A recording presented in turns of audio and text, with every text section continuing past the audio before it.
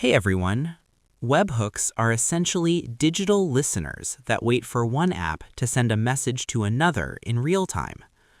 In 2026, setting this up in Zapier is one of the most powerful ways to connect apps that don't have a direct integration. Step 1. Create your trigger. We are starting with the incoming signal. This is the listener that will wait for data to arrive from your external source.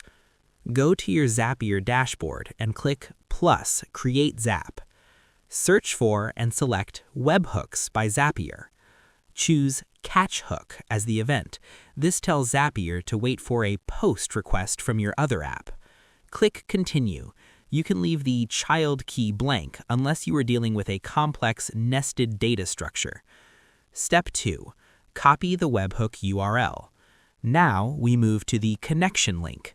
Zapier will generate a unique URL that acts like a private mailbox for your data. Copy the webhook URL provided by Zapier.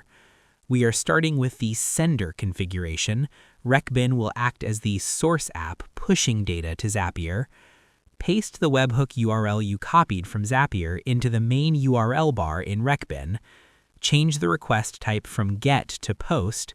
Webhooks almost always use POST to send data. Click on the Content tab. This is where you will write the test data you want Zapier to see. Step 3. Send a test request. We are performing a payload verification. You need to send actual data to that URL so Zapier knows what the information looks like. Submit a real test entry in your source app, like fill out your own contact form. Go back to Zapier and click Test Trigger. If successful, you will see the data fields, name or email, appear in Zapier. This confirms the digital listener is working. I hope this helped you out, and I see you in the next one.